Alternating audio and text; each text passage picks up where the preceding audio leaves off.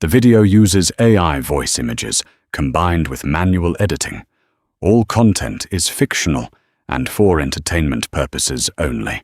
Wishing you a relaxing listening experience, don't forget to subscribe to the channel and turn on the notification bell so you don't miss any stories. The air in the grand ballroom of the Palazzo di Notte in Sicily was thick with the acrid bite of expensive Cuban cigar smoke, the chiming clink of heavy crystal glasses, and the dangerous low murmur of absolute power.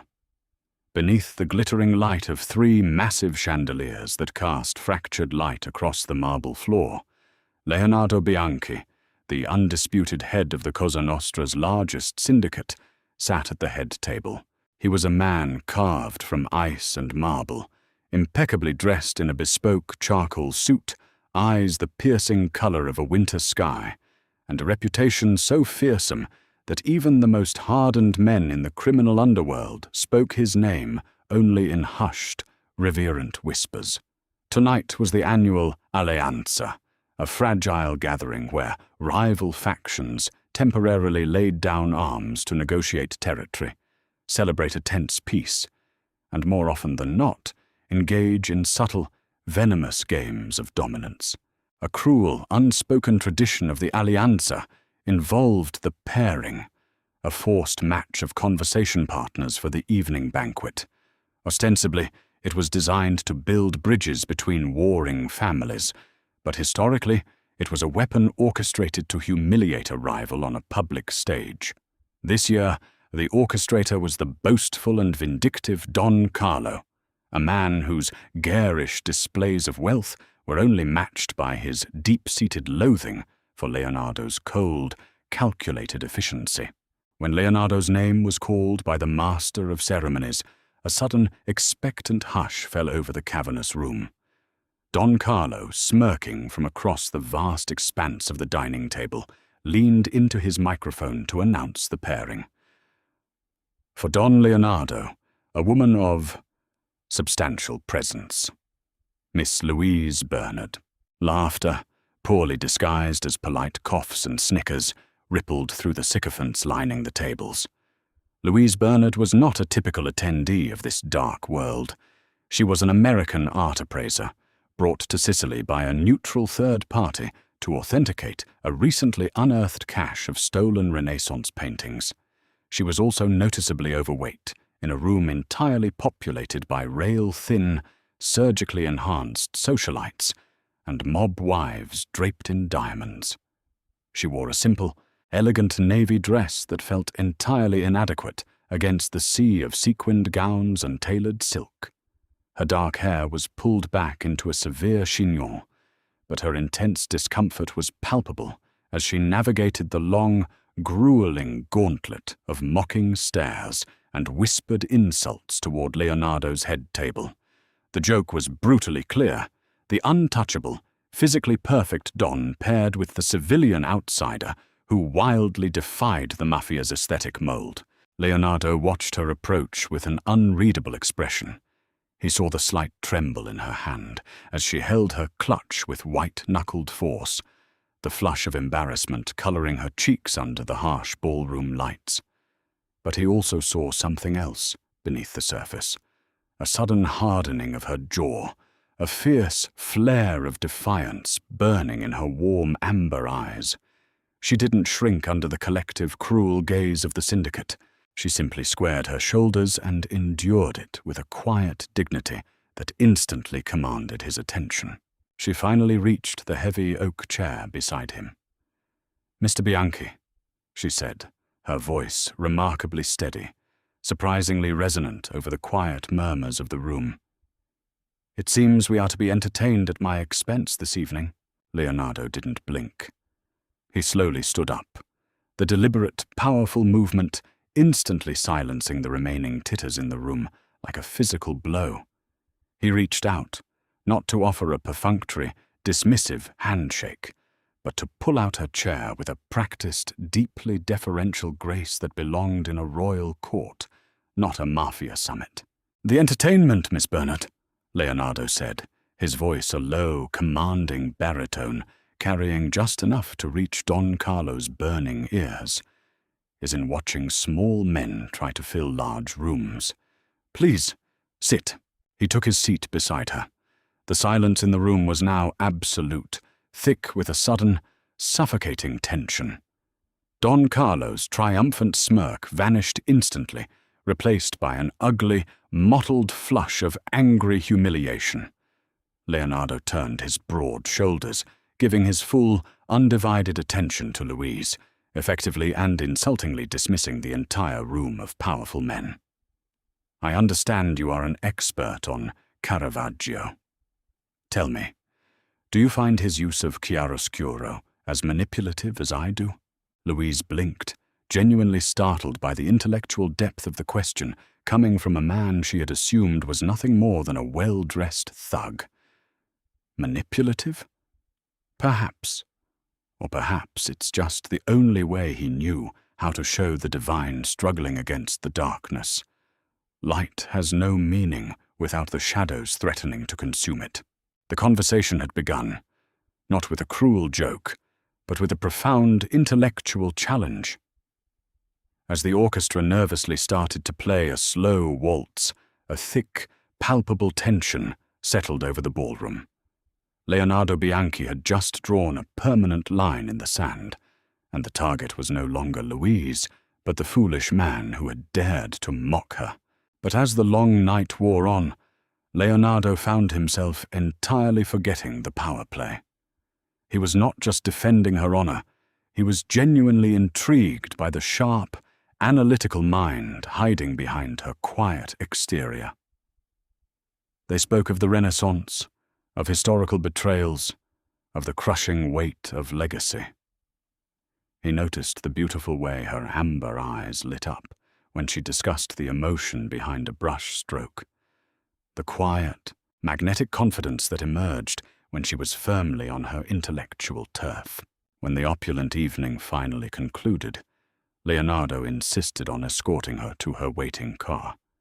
As they stood together in the cool, fragrant Sicilian night air, she turned to him, clutching her shawl. "You didn't have to do that in there. I'm used to the whispers. I have been my whole life." "Nobody should be used to whispers," Leonardo replied softly, his icy eyes softening for a fraction of a second. "Good night, Miss Bernard." He stood on the cobblestones and watched her car drive away until its taillights disappeared, a strange, totally unfamiliar sensation stirring in the heavy stillness of his chest. He was a man who coldly calculated every move, who anticipated every betrayal before it hatched. But he had absolutely not anticipated the quiet, captivating strength of Louise Bernard. As he turned back toward the imposing doors of the palazzo, his phone vibrated in his jacket pocket. A secure text from his fiercely loyal underboss, Matteo. "Don Carlo is furious. He's demanding a sit-down tomorrow. He says you insulted him in front of the commission." Leonardo pocketed the phone, a grim smile touching his lips. The joke was over, but the deadliest game had just begun. The morning sun beating down over Palermo was unforgiving, radiating heat much like the violent tension simmering inside the heavily fortified, air-conditioned conference room of Leonardo's private estate. Matteo, pacing with a nervous, feral energy that was wearing a groove into the antique Persian rug, summarized the escalating situation. Don Carlo felt publicly slighted, stripped of his masculine pride, and was aggressively threatening to disrupt the fragile, highly profitable peace treaty if Leonardo didn't offer a formal, groveling apology. An apology for what? Leonardo asked, his voice a low, dangerous rumble as he poured himself a glass of mineral water. For treating an invited guest with basic human respect? For treating his joke as a personal insult, Matteo corrected gently, knowing better than to push his boss too hard. "Carlo is petty, Leo. We both know this. But his men control the major shipping ports. We need his docks for the new pharmaceutical shipments arriving next week." Leonardo turned away, staring out the reinforced glass window at the sparkling Tyrrhenian Sea. His mind kept replaying the events of the previous night on a loop. The cruel, sycophantic laughter. Louise's defiant, beautiful jawline.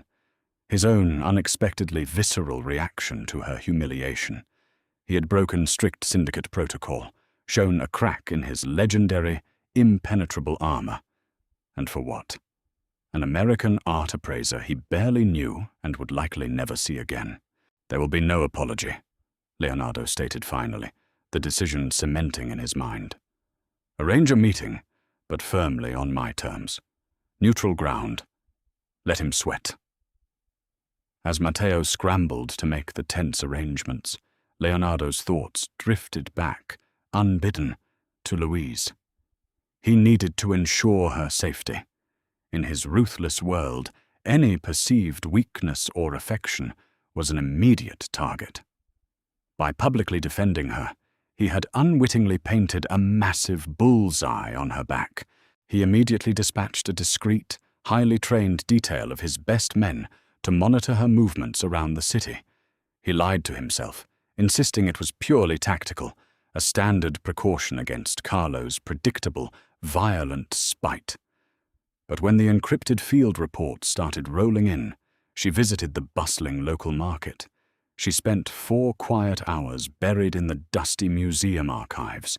She bought a simple, bright bouquet of sunflowers from a street vendor. He found himself reading the mundane details with an intense, consuming fascination.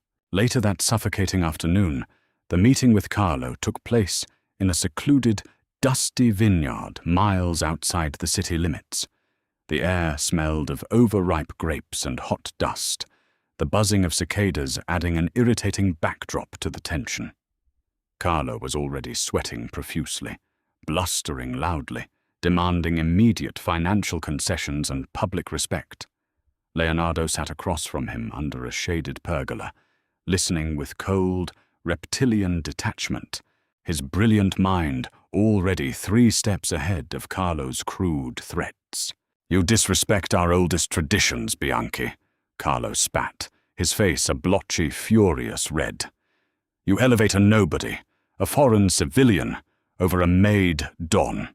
"I elevate intelligence over buffoonery," Leonardo countered smoothly, his voice devoid of any emotion.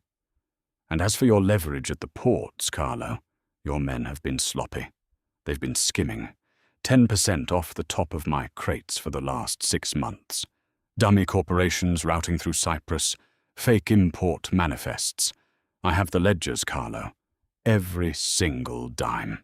Carlo's arrogant bluster vanished instantly, replaced by a sudden, terrifying, sickly pallor. He had fatally underestimated Leonardo, assuming the incident at the Alleanza was a momentary lapse in judgment fueled by wine, rather than the calculated maneuver of a predator playing with its food. "Consider this your one and only warning," Leonardo said, slowly standing up, towering over the older man. "The peace holds, but the financial terms are completely renegotiated. My cut increases, and if anyone from your family even breathes in the general direction of Miss Bernard, the peace ends, violently. Your entire bloodline will be erased from Sicily." He left Carlo sputtering and terrified in the sweltering vineyard, but as Leonardo rode back to Palermo, the victory felt strangely hollow. He had protected Louise through fear and blackmail, but in doing so, he had tied her irrevocably to the darkest, most dangerous corners of his world. That evening, Leonardo sat alone in his private study, surrounded by shadows and the smell of old leather. His secure phone buzzed on the mahogany desk, a priority message from the detail monitoring Louise. "Target is currently at the Trattoria del Sol. She is not alone." Leonardo felt a sudden, sharp, suffocating tightening in his chest, a feeling he couldn't rationally name, a feeling he violently refused to acknowledge as jealousy. Who is with her? His fingers hammered the keys. The reply came an agonizing minute later, accompanied by a grainy, long-lens photo. It was a man. He was handsome, animated, leaning in far too close across the small, candle-lit cafe table, his hand resting casually near hers. Identity unknown at this time. Appears to be an intimate acquaintance. Leonardo stared at the glowing screen, zooming in on the man's smiling face. The cold, calculating logic of the Mafia Boss was suddenly at war with a strange, fierce, territorial possessiveness he had absolutely no right to feel.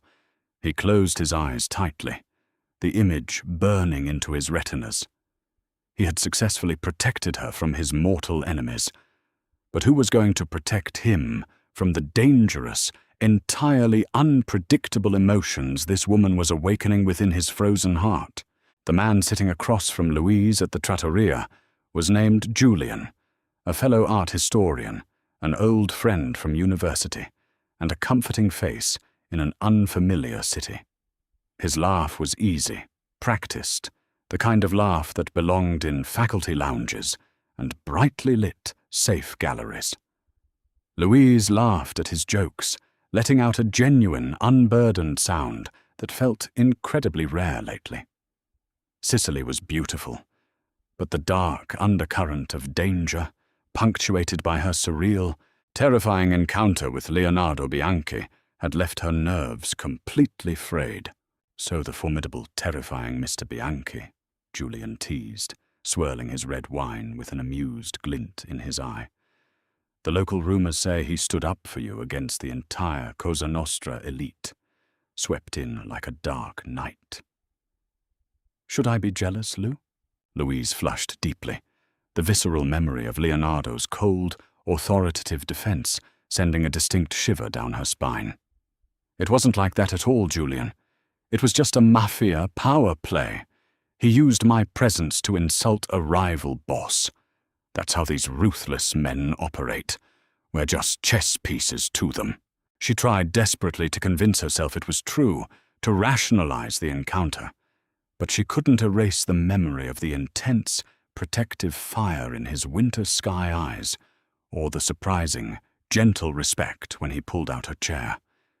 It absolutely didn't fit the violent profile of a ruthless mob boss she had read about in the papers. The next morning, Louise was deep in the bowels of the museum archives, the air thick with the smell of old paper and linseed oil. She was meticulously examining a disputed Caravaggio sketch with a magnifying glass. The work was demanding, requiring intense, unwavering focus. She didn't notice the silent, ghost-like approach of a man until his voice broke the heavy silence. The chiaroscuro. Is it authentic? She jumped, gasping softly, nearly dropping her expensive magnifying glass. Leonardo Bianchi stood there. He looked completely out of place among the dusty, forgotten artifacts in his immaculate, charcoal-bespoke suit, yet his sheer presence commanded the cramped space entirely. "Mr. Bianchi," she breathed, a hand flying to her chest as she recovered her composure. "You startled me. And yes, it is. The way the light violently struggles against the oppressive dark, it's unmistakably his hand." Leonardo stepped closer, invading her personal space just slightly, studying the ancient sketch, and then shifting his intense gaze to her profile. "I find I prefer the light," he murmured, his voice a low, intimate vibration. The physical proximity was intoxicating and terrifying. She could smell faint traces of expensive sandalwood and fine tobacco clinging to his clothes. "Why are you here?" she asked, her voice dropping involuntarily to a hushed whisper. "To ensure you are safe," he replied, his gaze unwavering, locking onto her amber eyes. "My actions at the Alianza had unfortunate consequences. Don Carlo is a proud, foolish, and violent man. I want to make absolutely certain he doesn't direct his foolishness at you." Louise frowned, a spark of irritation cutting through her nervousness. I'm leaving for New York in 2 days, Mr. Bianchi. I don't need a mafia bodyguard. Until you are physically sitting on that plane, Miss Bernard, you are under my protection." The statement was absolute, a royal decree that brooked zero argument. She sighed, a confusing mixture of annoyance and an undeniable, forbidden thrill warring within her chest. "Fine, but I have critical work to do, and your presence is incredibly distracting." A ghost of a genuine smile touched Leonardo's lips, transforming his harsh face. "I will try to be less distracting." He retreated to a shadowed corner of the archive room, folding his arms and becoming a silent, imposing sentinel. True to his word, he didn't interrupt her work, but she felt the physical weight of his eyes on her constantly. It was unnerving, yet strangely, as she examined the ancient art, she felt safer than she had in days. Later that afternoon, the illusion of safety shattered. As they walked out of the museum into the bright, blinding sunlight, a black sedan screeched around the cobblestone corner, tires smoking and protesting. 2 masked men leaned out the rear windows, the dark barrels of automatic weapons raised and aimed directly at them. Leonardo moved with terrifying, preternatural speed. Before Louise's brain could even register the lethal threat, he had tackled her, throwing her violently to the pavement. His heavy, muscular body covered hers completely as the deafening, continuous roar of gunfire shattered the quiet afternoon. The world erupted in absolute chaos. Ancient stone columns splintered into shrapnel around them, chunks of concrete raining down. The acrid smell of cordite instantly filled the air, choking her. The terrifying heat of the bullets passing inches above them was paralyzing. Leonardo fired back with a sleek weapon he had drawn from an ankle holster in a fraction of a second, his face a mask of lethal, terrifying concentration. It was over in 10 agonizing seconds. The sedan sped away, its tires squealing, leaving a ringing silence in their ears, broken only by the sound of falling masonry. Leonardo immediately rolled off her, his hands quickly and urgently checking her body for blood. "Are you hit? Louise, look at me. Answer me." She shook her head, her teeth chattering, her body trembling violently in shock. I'm okay, are you? You're bleeding." He glanced dismissively at a tear in his sleeve where a bullet had grazed him. He helped her up, his grip iron tight on her arm. "I'm fine, but you are no longer safe anywhere in this city. Carlo has broken the peace completely." He physically ushered her into a waiting, heavily armored SUV that had appeared almost magically from an alleyway, driven by Matteo. As they sped erratically away from the ruined museum steps, Louise stared at the bullet-resistant glass, realizing the horrifying truth. This wasn't a philosophical game of chess. This was a brutal, bloody war, and she was trapped in the crossfire. Leonardo was on the secure phone, barking vicious orders in rapid-fire, guttural Italian, his demeanor snapping instantly back to the cold, calculating, ruthless boss. When he finally hung up, he turned to her, his expression grim and absolute. "We can't go back to your hotel. It's compromised. Your belongings are gone." "Then where?" she asked, blind panic finally edging into her voice. "The police?" "The police cannot stop men like this," Leonardo said, his eyes locking onto hers with a fierce intensity. "You're coming with me. To my home." Leonardo's home was not merely a house. It was a sprawling, brutalist fortress, perched precariously on a jagged cliff overlooking the crashing waves of the Tyrrhenian Sea. High, electrified stone walls, heavily armed guards patrolling with assault rifles, and state-of-the-art military-grade security systems made it utterly impregnable. For Louise, as the heavy iron gates slammed shut behind the SUV, it felt simultaneously like a desperately needed sanctuary and a terrifying, luxurious prison. She was given a massive guest suite that rivaled the finest luxury hotels in Rome, complete with antique furnishings and a balcony overlooking the water. But she couldn't shake the suffocating feeling of being a captive bird. The silence of the vast estate was heavy, almost oppressive, punctuated only by the distant, rhythmic crashing of waves against the rocks below, and the occasional, low murmur of armed men coordinating on radios. That evening, a quiet, hesitant knock announced Leonardo. He stood in the arched doorway, looking deeply weary. The immaculate, terrifying Don had vanished, replaced by a man carrying a heavy, invisible burden that seemed to bow his shoulders. "I apologize deeply for the circumstances, Miss Bernard," he said softly, stepping inside. "But I swear to you, you are safe behind these walls." "How long?" she asked, wrapping her arms protectively around herself, still wearing the dust-stained dress from the museum. "How long do I have to stay hidden like a criminal?" "Until I can systematically neutralize the threat," he answered vaguely, the violence implicit in his words. He stepped further into the room, his eyes scanning the opulent, gilded furnishings as if seeing their emptiness for the very first time. "This life, this paranoia, it is not what I would ever choose for a guest." "It's not what I would choose for myself," Louise retorted, her initial shock finally fading into a righteous, boiling anger. "You brought this violence down on me. Your stubborn pride, your mafia power plays. I was just doing my job." Leonardo winced visibly, the sharp accusation landing harder than a physical blow. "You are entirely right. I arrogantly underestimated Carlo's stupidity and desperation. I take full responsibility for putting your life in jeopardy."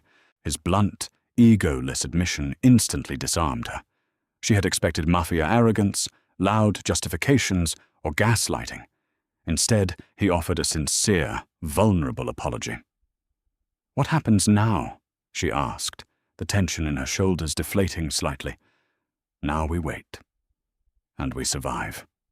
He paused, looking at her intently, his eyes tracing the lines of her tired face.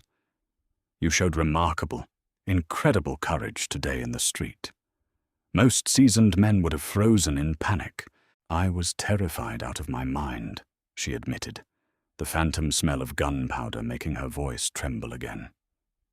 "Courage is not the absence of fear, Louise," Leonardo said gently, stepping closer. "It is acting in spite of it. And you acted. Over the next few tense days, a strange, surreal routine developed within the fortress. Louise was given a secure laptop to work remotely on her appraisals, while Leonardo managed his vast, illicit empire from his cavernous, wood-paneled study. They met every evening for dinner in the grand, echoing dining room, sitting at opposite ends of a long, excessively polished mahogany table. Slowly, the vast physical and emotional distance between them began to shrink. The conversations shifted from polite, guarded, hostage-to-captor exchanges to deeper, passionate discussions about art history, philosophy, and the complex choices that shape a human life. They debated the merits of Machiavelli versus Marcus Aurelius, the plates of untouched sea bass often cooling between them as they talked deep into the night. Leonardo found himself utterly captivated by her fierce intellect. She challenged him constantly, debated his logic, and never once deferred to his dangerous status. She saw straight past the terrifying title of Don, past the visceral fear he inspired in others, to the isolated, lonely man buried beneath. "You surround yourself with incredibly beautiful things," Louise observed one evening, gesturing with her wine glass to a stunning, priceless Renaissance tapestry depicting the fall of Troy. "But you don't actually seem to enjoy them. You look right through them." "They are necessary investments," Leonardo replied defensively, adjusting his cuffs. "Assets to consolidate power and wealth. Art is meant to be felt, Leonardo, not just possessed and hoarded in the dark. She countered softly, her amber eyes reflecting the candlelight. You build massive fortresses to keep your enemies out, but you don't realize you also keep yourself locked inside. He looked at her, truly looked at her in a way he hadn't looked at anyone in decades. He saw the genuine kindness in her eyes, the sharp, analytical intelligence, the quiet, enduring resilience that had drawn him to her from the very first moment. For 30 years, he had curated his life like a museum of intimidation. For the first time in his life, the impenetrable fortress he had built around his heart felt agonizingly cold and empty. "Perhaps," he murmured, his voice thick with a raw emotion he barely recognized or understood. "Perhaps I need someone to finally teach me how to feel them." The air between them crackled with a sudden, heavy, unspoken tension. The strict, professional line between protector and something infinitely more dangerous was blurring rapidly, and neither seemed willing or able to draw it back. But the violent real world was waiting just outside the stone walls. Late that night, as the estate slept, Matteo burst into Leonardo's study, his face pale and strained with bad news. "Leo," he said urgently, pulling his boss away from his ledgers. "It's Julian, the American art historian." "What about him?" Leonardo asked, a cold, familiar knot of dread forming in his stomach. "He's not just a friendly colleague. We intercepted encrypted communications from a burner phone. He's been selling detailed information to Carlo for months to cover massive gambling debts. He's the rat. He's the one who tipped the hitmen off to her exact location at the museum today." Leonardo's blood ran ice cold. The betrayal wasn't just a standard threat to his syndicate's security. It was a poisoned dagger aimed straight at Louise's trusting heart. He had to tell her the truth. But he knew, with sickening certainty, that the revelation would shatter the fragile, beautiful trust they had just begun to build. The morning sun cast long, harsh, unforgiving shadows across the rich mahogany of Leonardo's study. He stood rigid by the window, dreading the impending conversation more than he had dreaded any gangland war. When Louise entered, holding a steaming cup of coffee, her face was soft and relaxed, a stark, painful contrast to the violent storm brewing within him. "You wanted to see me so early?" she asked, taking a seat on the leather sofa opposite his massive oak desk. Leonardo didn't sit. He remained standing by the window, desperately needing the physical distance to maintain his icy composure. "It's about Julian." Louise frowned, immediate confusion replacing her relaxed expression. "Julian? What about him? Is he okay? I've been trying to reach his phone since the shooting to make sure he wasn't caught in the crossfire." "He's perfectly safe," Leonardo said, his voice clipped and devoid of emotion. "But he is not the loyal friend you believe him to be, Louise." He outlined the devastating evidence brutally and efficiently, tearing off the bandage. The intercepted burner messages, the offshore financial transactions linking Julian directly to Don Carlo's shell companies. He methodically explained how Julian had weaponized their long friendship to track her movements, ultimately feeding her precise location and schedule to the hitmen at the Caravaggio exhibit. Louise stared at him, the healthy color rapidly draining from her face until she was ghostly pale. No, that's impossible. Julian and we've known each other for 8 years. We went to grad school together. He wouldn't ever do that to me." "He did," Leonardo stated firmly, offering no false comfort. "He sold your life for €250,000 to clear a debt." "You're lying!" she suddenly shouted, her voice trembling with rising hysteria. "You're just trying to isolate me, to control me and make me dependent on you." The accusation stung him deeply, but Leonardo understood the psychology of her reaction. It was infinitely easier for her to blame the scary mob boss standing in front of her than to accept the horrifying, intimate betrayal of a deeply trusted friend. "I have the undeniable proof, Louise," he said, pulling a thick manila file from his desk and sliding it across the polished wood toward her. She looked at the bank transfers, the routing numbers that perfectly matched the dates she had confided her itinerary to Julian over wine. She violently refused to look at the papers, shoving the file back. She stood up, her chest heaving, her eyes bright with angry, unshed tears. "I want to leave this house. Right now. Order your men to open the gates. You can't leave. Carlo is still actively hunting you. Julian's betrayal means Carlo now knows, unequivocally, that you are incredibly important to me. You are leverage." "Important to you?" she scoffed, a bitter, broken sound. "I'm a pawn, a convenient piece in your macho game against Carlo. Julian probably thought he was giving me to the police to protect me from you." She turned on her heel and fled the room, slamming the heavy door behind her, leaving Leonardo entirely alone with the suffocating silence of his fortress. He had expected her anger, but the profound, wounded sense of betrayal in her eyes tore at something incredibly deep and vulnerable within him. For 2 agonizing days, she completely refused to speak to him. She took all her meals alone in her room, emerging only to pace the enclosed, high-walled gardens for hours like a caged, restless animal. Leonardo gave her physical space, but the emotional distance felt intolerable. He found himself desperately missing their fiery debates, her sharp, uncompromising wit, and the quiet, radiant warmth she had temporarily brought to his cold, shadowed world. On the 3rd night, a massive, violent thunderstorm rolled in off the dark Tyrrhenian Sea. Lightning illuminated the sprawling estate in harsh, strobe-like flashes, and thunder rattled the heavy, bulletproof glass windows. Leonardo was in his study, trying in vain to focus on ledgers, when the power grid suddenly failed.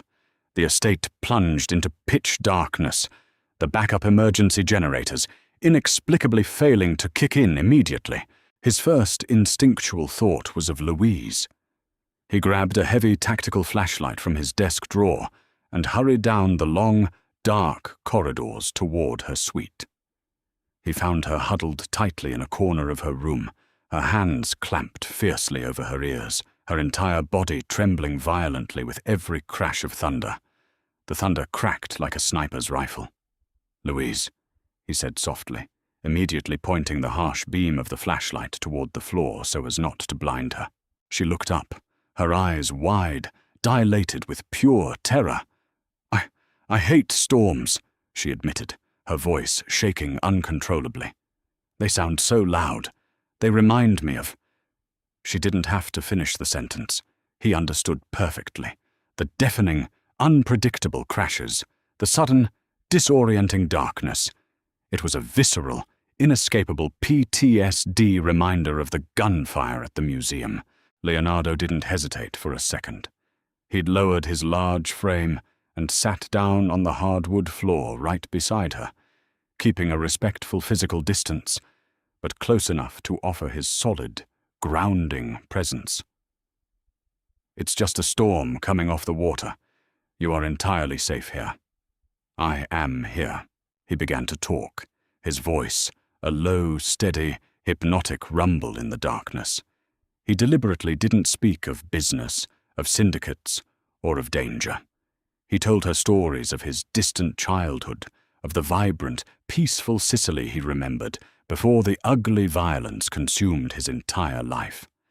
He spoke of his family's small olive groves in the hills, the sweet taste of fresh figs plucked from the tree, and the rough, calloused hands of his grandfather, who had patiently taught him how to carve wood. "He taught me to carve a small wooden falcon," Leonardo murmured, his eyes lost in the dark. "He told me to always follow the natural grain of the wood, never to force the blade against it, or the whole thing would splinter and break." Slowly, the violent trembling in her shoulders began to subside. She leaned her head back against the wall, closing her eyes and just listening to the soothing, rhythmic cadence of his voice fighting the storm. "Why are you telling me all this?" she asked finally, the raw fear in her voice replaced by a tentative, fragile curiosity. "Because I desperately want you to know the man," Leonardo said quietly into the dark. "Not just the Don they talk about in whispers." Suddenly, the generators hummed to life, bathing the room in a soft, warm, artificial light. They were sitting very close together on the floor, the massive defensive walls they had built up between them over the last few days momentarily lowered. "I read the file," Louise said softly, finally looking down at her hands. "About Julian. I read every page." Leonardo remained completely silent, waiting, letting her process it. "You were completely right," she whispered, a single heartbroken tear slipping down her cheek. "He betrayed me. He sold me." Leonardo reached out slowly, his large hand hovering hesitantly for a moment, before gently, reverently wiping the tear from her cheek with his thumb. The physical touch was electric, a silent, iron-clad promise of protection, of something infinitely deeper that neither was ready to name out loud.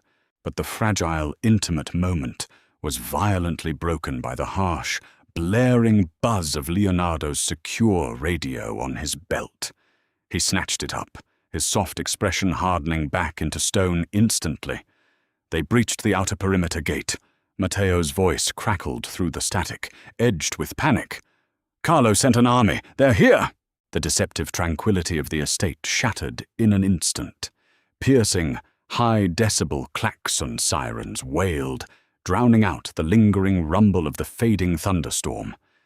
Leonardo was on his feet in a microsecond, the gentle, nostalgic storyteller vanishing completely, replaced by the ruthless, calculating tactician. "Stay exactly here," he commanded Louise, striding to a hidden panel in the wall and pulling out a heavy, loaded Glock 19. "Lock the deadbolt. Do not open it for anyone but me or Matteo, even if they say they are police." "What's happening?" she asked, her voice tight with a renewed, paralyzing terror as she scrambled to her feet. "Carlo is desperate and out of time. He's making a final, suicidal move." He looked at her, his winter sky eyes fierce with a terrifying determination. "I will not let them reach this room. I swear it on my life." He slipped out the door, and she immediately threw her weight against it, sliding the heavy oak deadbolt solidly into place. Louise was entirely alone again, the oppressive silence of the room contrasting violently with the chaos erupting outside her walls. She heard the distant, terrifying, staccato pop, pop, pop of automatic gunfire, the muffled shouts of dying men, the crunch of gravel under heavy boots. The heavy oak door shuddered under a distant impact, echoing up the stairs. Louise backed into the farthest corner, her hands pressed over her ears, whispering a frantic, silent prayer to a god she hadn't spoken to in years. Downstairs, the luxurious estate had devolved into a bloody war zone.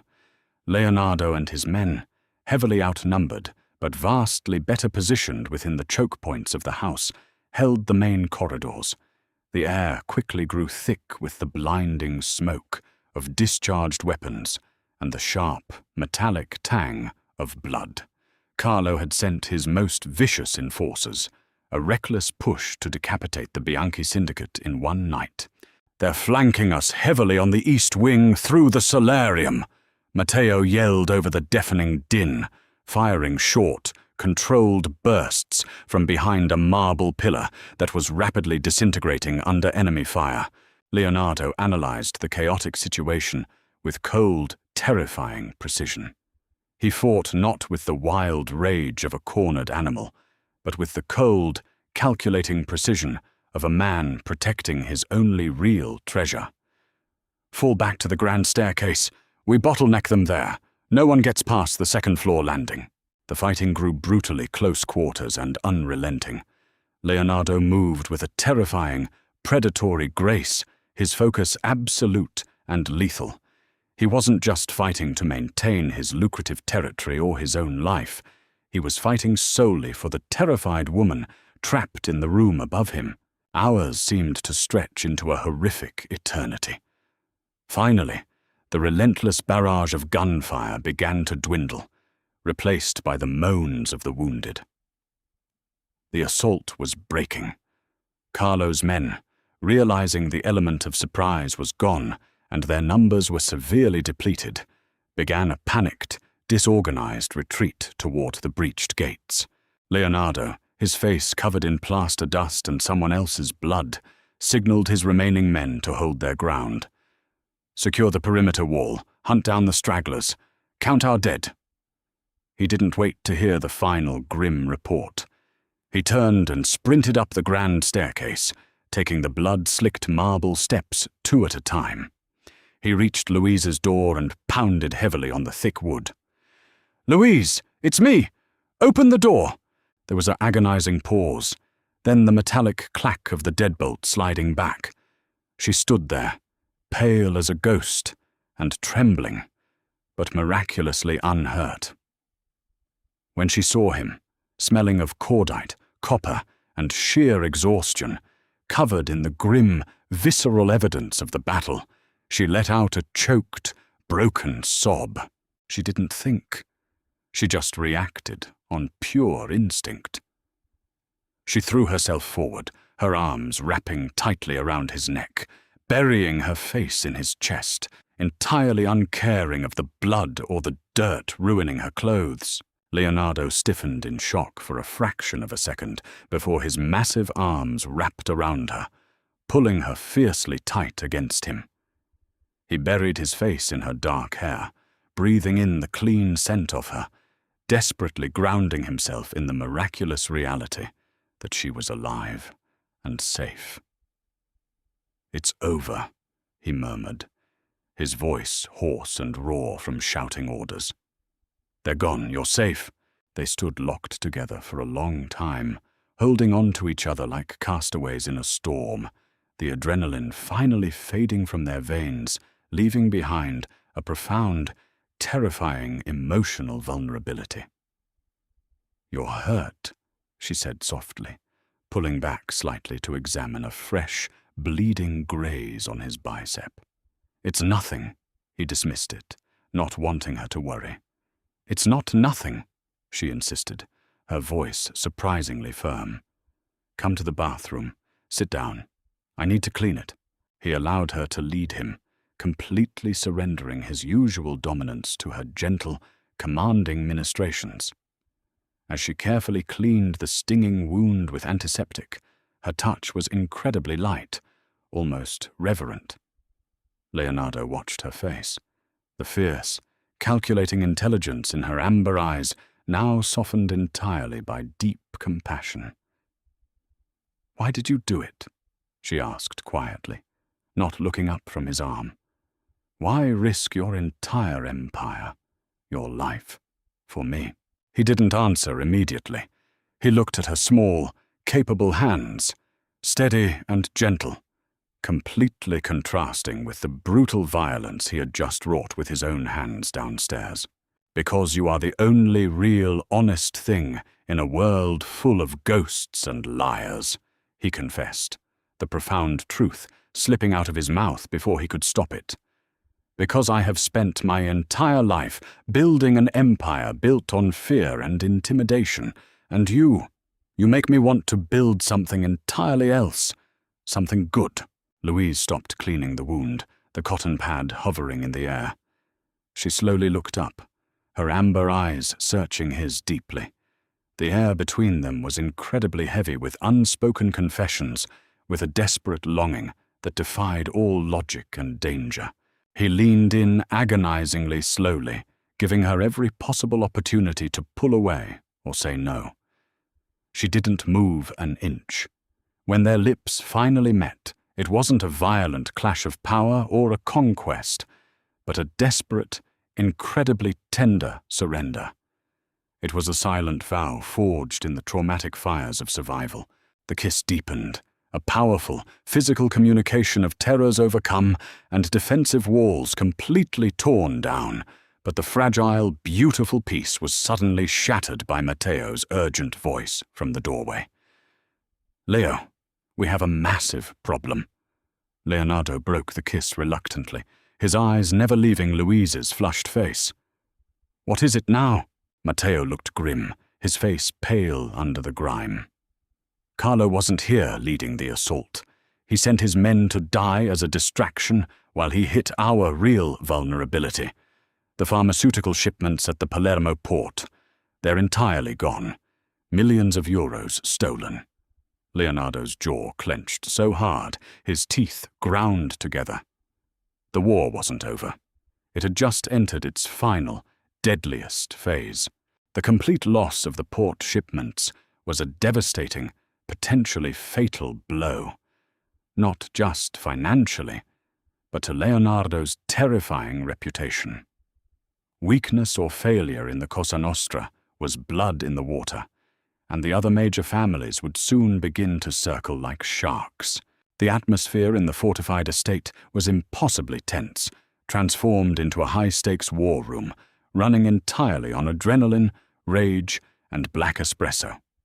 Leonardo was relentless and terrifying, tracking Carlo's suspected movements, organizing brutal retaliatory strikes across the city, his demeanor colder and more ruthless than she had ever seen.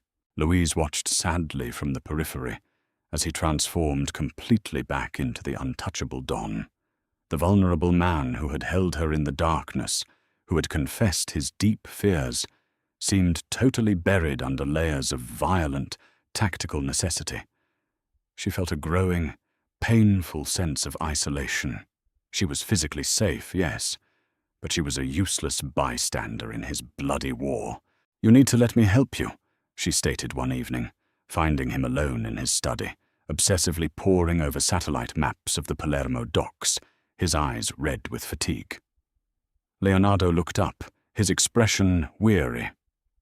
"This is not your world, Louise. It's far too dangerous. You stay out of it." "I'm already deep in it," she argued, stepping closer to the desk, refusing to be dismissed. "Julian betrayed me. Carlo wants me dead just to hurt you. I'm not a fragile porcelain doll to be hidden away in a tower while you fight." "What exactly can you do?" he asked, genuine curiosity momentarily cutting through his profound exhaustion. "You authenticate Renaissance art, Louise. You don't fight armed cartels." "I authenticate history," she corrected, tapping the desk. "I find hidden patterns. I track complex provenance and money trails. I know how things move, how they are cleverly hidden. Carlo stole your massive shipments. He can't just eat them. He has to fence them, clean the money, hide the capital. Let me look at the raw financial data. The ledgers you mentioned you stole detailing his skimming." Leonardo hesitated, rubbing his temple. Trusting a complete civilian outsider with highly classified family finances was totally unheard of.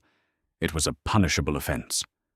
But he looked at her fiercely determined face, remembering her sharp, brilliant mind dissecting the Caravaggio at the museum. "Fine," he conceded with a heavy sigh, pulling a thick encrypted laptop from a hidden wall safe.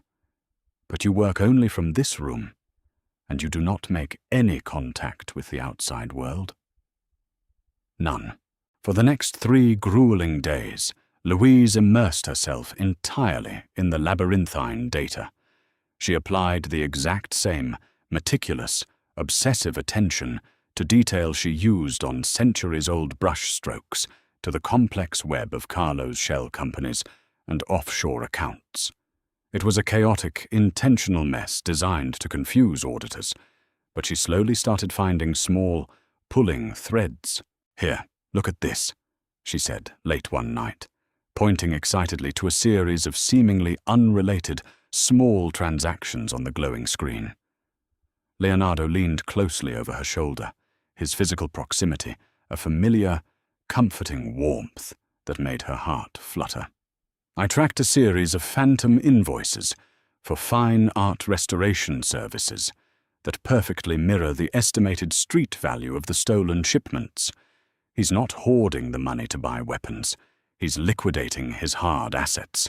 Fast. Why? Leonardo frowned, his tactical mind trying to catch up. He desperately needs capital to sustain a protracted war against me. Or, Louise countered, her eyes gleaming with sudden, brilliant realization, he knows he can't win. He's planning to run. Look at these recent purchases. Fully chartered private flights, securing heavily fortified properties in South America, non-extradition countries. The flights are chartered under a subsidiary of the very shell company he used to pay Julian. The port heist wasn't an act of war. It was a massive smash and grab to fund his permanent exit. Leonardo stared hard at the screen, the disparate pieces finally clicking solidly into place. Carlo was a bully, and ultimately a coward at heart. He had hit them as hard as he could, hoping to cripple Leonardo's response long enough to escape the country with the treasury. "When exactly is the flight?" he asked, his voice dropping to a deadly, icy quiet. "Tomorrow night at 2 a.m. From a small, privately owned airstrip outside Catania." Leonardo slowly straightened up, his heavy hand resting briefly, affectionately on her shoulder. "You found him, Louise. You did it." "What are you going to do?" she asked, a cold knot of terrible dread suddenly forming in her stomach. "I'm going to finish this war," he said simply, turning away. "Matteo, get the strike team ready. We leave for Catania at dawn." As he turned to leave the room, Louise frantically grabbed his arm. "Leonardo, wait. Stop. If he's desperate and running, he'll have heavy mercenary security. It's a suicide trap." "I know it is," he said softly, looking down at her hand clinging to his arm. "But I have to spring it regardless. If he successfully escapes, he'll be a well-funded threat forever. To my family. And to you." "Then don't go yourself," she pleaded, the terrifying fear for his life completely overriding her logic. "Let the authorities handle it. Give them the evidence of his crimes." He smiled, a sad, fatalistic expression. "The police do not handle men like Carlo, Louise. They work for him. We have our own brand of justice. It is the bloody life I chose." "But it doesn't have to be the life you keep," she whispered desperately, tears welling in her eyes. He pulled her into a brief, fierce, desperate embrace, kissing the top of her head. "When this is finally over, we will talk seriously about our future. I promise you." She watched the red taillights of his armored SUV disappear into the gloom of the driveway, feeling as though she had just watched a ghost ride off to his own funeral.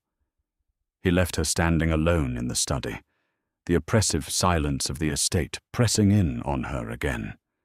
She had successfully found the target using her intellect, but she couldn't shake the terrifying, sickening feeling that her discovery had just sent the man she loved to his death.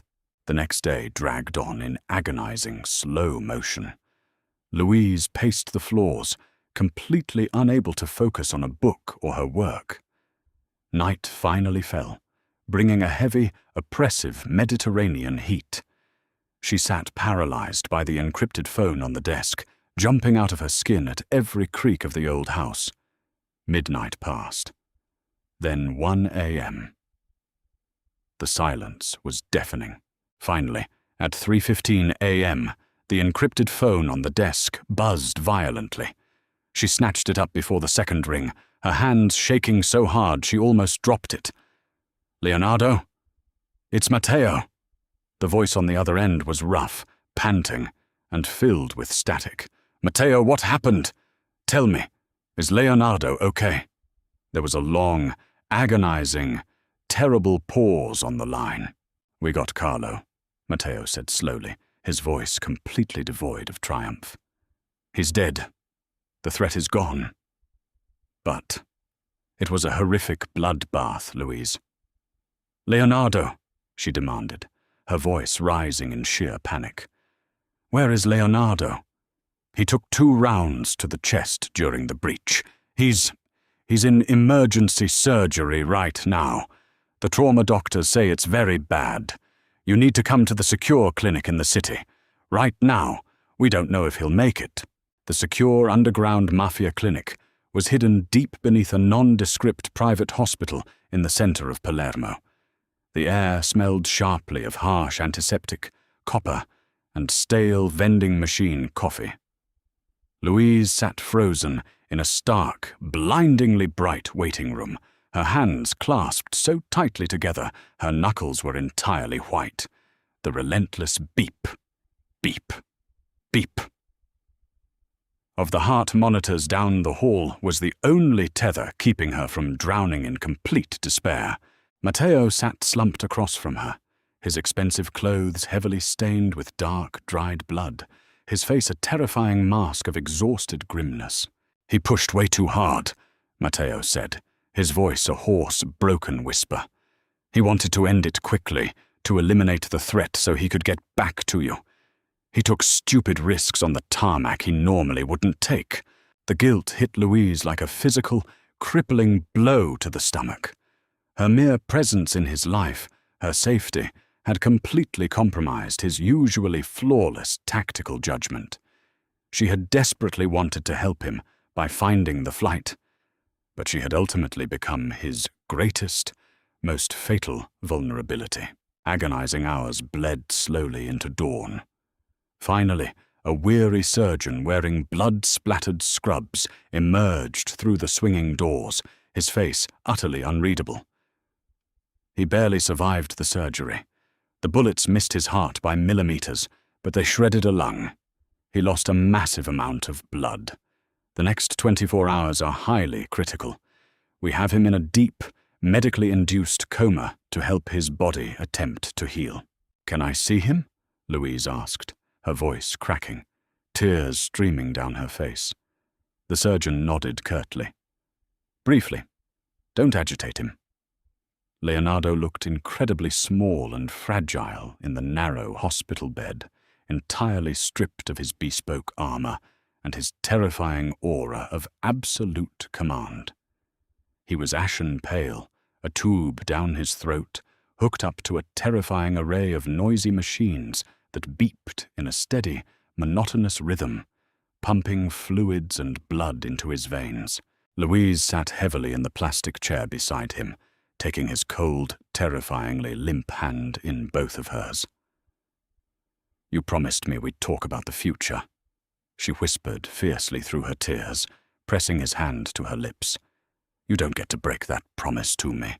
You fight this. Do you hear me, Leonardo? You fight." For 3 agonizing, sleepless days, he hovered violently between life and death. Louise refused to leave his side for more than 10 minutes. She talked to him constantly, holding his hand, reading aloud from Vasari's Lives of the Artists, letting the rhythmic, beautiful cadence of Italian Renaissance history fill the sterile, terrifying room, hoping the sound of her voice would somehow anchor his spirit to the living world. Outside the room, Matteo ruthlessly managed the volatile syndicate from the clinic's waiting room, viciously and violently crushing any whispered rumors of rebellion that arose in the wake of Leonardo's injury and Carlo's death. The power vacuum in Sicily was incredibly dangerous, and Matteo knew they desperately needed their Don to wake up. On the 4th agonizing day, the steady beeping of the monitor hitched, then changed rhythm. Leonardo's heavy eyelids fluttered rapidly, then slowly, painfully opened. He blinked blindly against the harsh fluorescent light, his groggy gaze darting around before finally focusing on Louise's exhausted face. A weak, raspy sigh escaped his dry lips around the oxygen mask.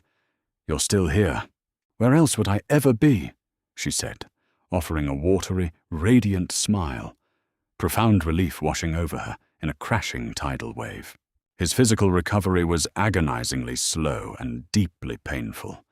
As he slowly regained his strength over the next few weeks, the harsh, unavoidable reality of their situation settled heavily upon them both. He was a notorious Mafia boss who had just won a brutal, bloody gang war. She was a peaceful civilian whose life had been violently and permanently upended by his world. One quiet afternoon, as she helped him painfully sit up in bed to eat, he looked at her with a profound, terrifying seriousness. "You saved my entire syndicate, Louise. Your brilliant intelligence, your data analysis. It gave us the exact edge we needed to survive." "And it very nearly got you killed," she replied quietly, completely unable to meet his intense eyes. "I don't belong in this violent world, Leonardo. The bloodshed, the constant, suffocating fear. It's poisoning my soul." "I know it is," he said softly, reaching out a trembling hand to gently touch her cheek. "I see exactly what it does to you. I see what it has done to me over 30 years. He paused, a heavy, monumental silence filling the small clinic room. He was a man who had dedicated his entire adult life to ruthlessly building a criminal empire, who genuinely believed absolute power was the only shield against a cruel, unforgiving world. "Matteo is ready," Leonardo said quietly, staring at the ceiling. "He has the absolute respect of the men. He understands the business perfectly." Louise frowned, deeply confused. "Ready for what? To take over the family?" Leonardo finally looked away from her, staring out the small, barred window of the clinic room at a patch of blue sky. "When Carlo mocked you at the Alleanza, he thought he was brilliantly exposing your physical weakness. But he actually exposed mine. He showed me, with absolute clarity, that I had built a massive life with absolutely no room for anything real. No room for love." He turned back to her, his winter sky eyes completely wide open, incredibly vulnerable, the walls totally destroyed. "The crown is too heavy, Louise, and it's made of iron. I don't want to wear it anymore. I cannot be the Don of Sicily and be the man you deserve. If I stay in power, you will always, forever be a target. You will always be hiding behind walls." "You're stepping down," she breathed, utterly stunned by the sheer magnitude of what he was saying. In his brutal world, voluntarily stepping down almost always meant signing your own immediate death warrant. "I have already made the arrangements with the commission," he assured her quickly, anticipating her terror. "Matteo will ensure my peaceful, safe exit. I have entirely legitimate businesses, clean money hidden away. We can go absolutely anywhere. New York, Paris, Florence, wherever you want to be." He squeezed her hand with surprising strength. "I promised you a future. I want to build it with you. But it cannot be built here, on blood." Louise looked at him, completely overwhelmed, seeing the massive, unimaginable sacrifice he was making. He was giving up absolutely everything he knew, his immense power, his entire identity, his home, all for her, for them. "Florence," she said softly, a brilliant, tearful smile finally breaking through the heavy atmosphere of the room. "I've always wanted to live in Florence, but leaving the Cosa Nostra alive wasn't as simple as handing over the keys to the kingdom and boarding a flight. There were dangerous loose ends to tie, volatile loyalties to officially secure, and one final incredibly dangerous meeting to attend. There is a final mandatory sit-down tonight," Leonardo explained a week later, dressing in a suit for the first time since the shooting as he prepared to finally leave the clinic. "With the heads of the 5 remaining families. I must formally, publicly transfer power to Matteo and guarantee my absolute, permanent silence. It is the only way they will let me walk away breathing." I'm coming with you to the meeting, Louise insisted, pure terror gripping her chest again. No, Leonardo said firmly, his Don persona surfacing one last time. This is strictly family business. If they see you, they see weakness. You will wait for me at the private airstrip. If I am not there by exactly midnight, you get on that plane, you fly to America, and you never look back. The small private airstrip outside Palermo was shrouded in absolute darkness, the terrifying silence broken only by the low, impatient hum of the waiting jet's engines and the wind whipping off the tarmac. Louise paced back and forth near the boarding stairs, hugging herself against the chill, checking her glowing watch face for the 100th time. It was 11:30 p.m. Every passing minute felt like a physical weight pressing down on her chest.